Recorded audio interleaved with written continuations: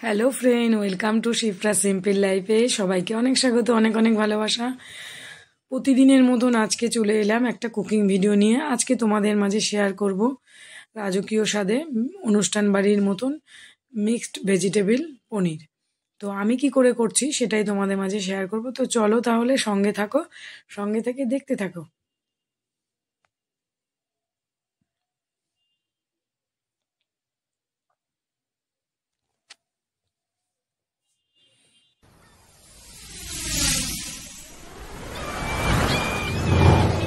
এখানে আমি 250 গ্রাম পনির নিয়েছি। পনিরটাকে ক্রিম পনির নিয়েছি, নিয়ে কেটে নিয়েছি। আর দেখো এখানে একটা ডুমো ডুমো করে আলু কেটে নিয়েছি, বিন কেটে নিয়েছি, আর ক্যাপসিকাম, গাজর, টমেটো।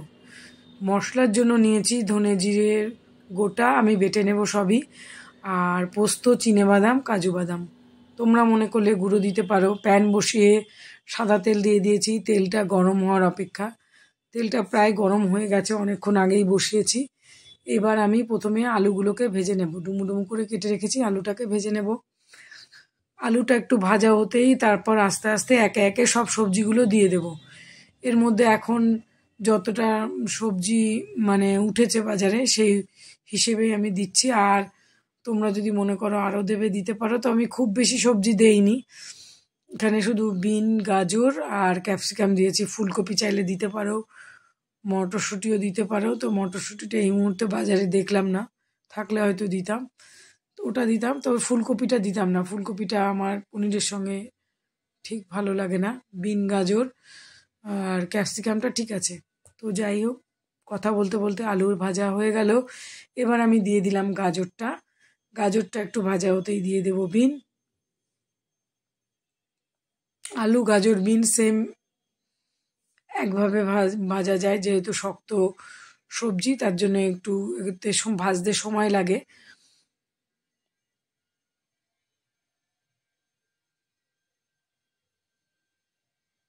একটু নুন দিয়ে দিয়েছি আলু ভাজার সময়। এবার আমি বিনটা দিয়ে দিলাম। খুব বেশি সবজি দেয়নি, অল্প। খুব বেশি সবজি হলে আমার ভালো লাগে না। পনির অনুযায়ী মোটামুটি আন্দাজ করে, যদি মনে করো অনেক সবজি খেতে পছন্দ করো যারা, তারা দিতে পারো। এবার আমি এটা ভাজা হতে হতে আমি এদিকে মশলাটা বেটে নেব। ধনে জিরের গুঁড়ো, কাঁচা লঙ্কা, ধনে জিরে গোটা, কাঁচা লঙ্কা আর কাজু, কিশমিশ, পোস্ত। মিক্সিতে করলে করতে পারো। এই যে মশলাগুলো আমার বাটা হয়ে গেছে, এইদিকে আমার সবজিগুলোও ভাজা হয়ে গেছে। এবার দিয়ে দেব টমেটো। তার আগে দিয়ে দিলাম ক্যাপসিকাম। ক্যাপসিকাম তো খুব বেশি আগে থেকে ভাজা প্রয়োজন নেই, একটু যে বেশ নাড়িয়ে চাড়িয়ে তারপর টমেটোটা দিয়ে দেব।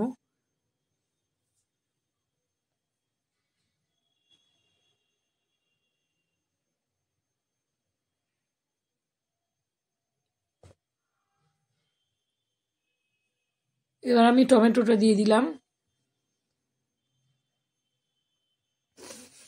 এবার সমস্ত উপকরণ সবজিগুলো একসঙ্গে ভালো করে ভেজে নেব।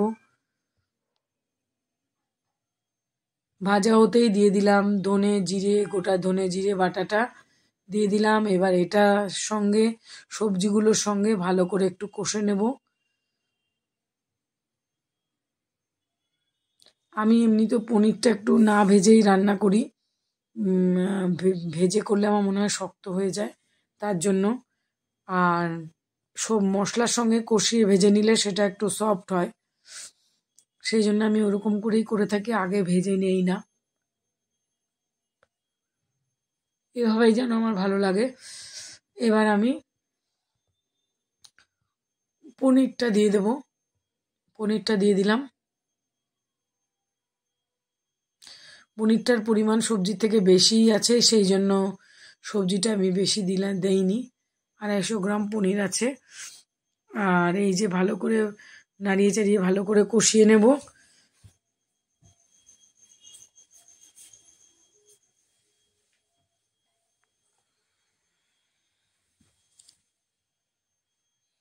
কষা প্রায় আমার হয়ে গেছে।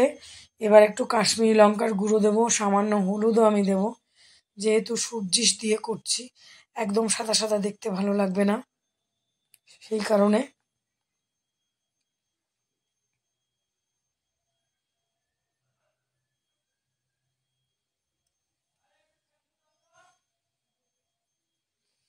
কাশ্মীরি লঙ্কার গুঁড়ো দিয়ে দিলাম। এবার পোস্ত, কাজু আর চিনেবাদাম, তোমরা চালমগজও অনেকে দেয়, চালমগজটা আমার ঠিক ভালো লাগে না, সেই জন্য আমি 2টো বাদাম আর ওই পোস্ত বাটাটা দিলাম। একটু বাটি ধোয়া জল দিয়ে দিলাম। এবার সমস্তগুলো মশলা সবজি একসঙ্গে ভালো করে মিশিয়ে দেব। গ্যাসের হিটটা লো থাকবে, হাই হিটে দিলে তাড়াতাড়ি করে জ্বলে যাবে, আর পোড়া গন্ধ হলে ভালো লাগবে না। সেই জন্য লো ফ্লেমে ধীরে ধীরেই করব এটাকে। আমি বেশ খানিকক্ষণ সময় ধরে ধীরে ধীরে আমি করেছি। হাই হিটে দিলে সবজিগুলো পোড়া ভাব হয়ে যায়, ভাজাটা ঠিক হয় না, সেই জন্য আমি সবসময় লো ফ্লেমেই করে থাকি। লো ফ্লেমে ধীরে ধীরে ভাজা হয়। আর একটু সামান্য হলুদ দিয়ে দিলাম।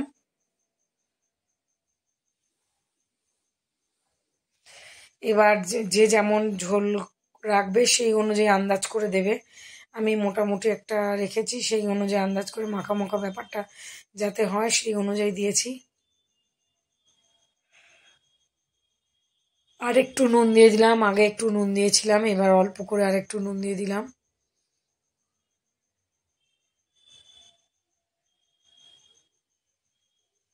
সমস্ত সবজি ভালো করে ভাজা হয়ে গেছে মশলার সঙ্গে সঙ্গে, আগে তো একটু ভেজেই নিয়েছিলাম, প্রায় গলে গেছে। এবার এবার এর মধ্যে আমি একটু ইউজ করব দুধ ফোটানো, কাঁচা দুধ নয়, দুধ ফুটিয়ে যে রাখা থাকবে ফ্রিজে, ঠান্ডা দুধও দিতে পারো। আমি নর্মালি সকালে গরম করেছি, সেই জন্য ঠান্ডা হয়ে গেছে। ওই দুধটা পরে দেবো, আর তার আগে একটু জল দিয়ে দিলাম, জল দিয়ে হতে দেব, বেশ খানিকক্ষণের জন্য হতে দেব।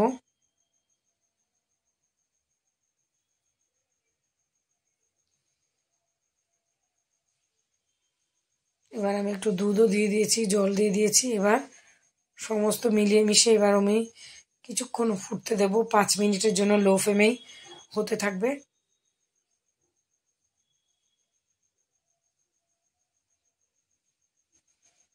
এইভাবেই আমি করেছি মিক্সড ভেজিটেবল পনির, সম্পূর্ণ নিরামিষ। তো কেমন লাগলো আমার এই আজকের এই ভিডিও, মিক্সড ভেজিটেবল পনির রাজকীয় স্বাদে, বিয়েবাড়ি অনুষ্ঠান বাড়ির মতন। তো যদি ভালো লেগে থাকে লাইক কমেন্ট সাবস্ক্রাইব করে পাশে থাকবে। আর এই মিক্সড ভেজিটেবল পনিরটা রুটি পরোটার সঙ্গে বেশি ভালো লাগবে, আর ভালো লাগবে ফ্রাইড রাইস পোলাওয়ের সঙ্গে, নিরামিষ খাবারের সঙ্গে বেশি ভালো লাগবে।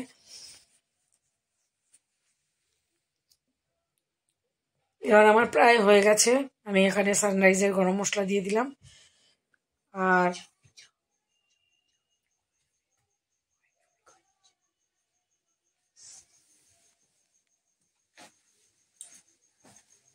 তো পনিরটা আমার হয়ে গেছে, এবার আমি নামিয়ে দেবো। তো এতক্ষণ আমার ভিডিওর সঙ্গে থাকার জন্য সবাইকে অনেক অনেক ভালোবাসা। আবার আসবো নেক্সট দিন নতুন কোনো ভিডিওর সঙ্গে। তো সবাই ভালো থাকবে। তো চলো আজকের মতন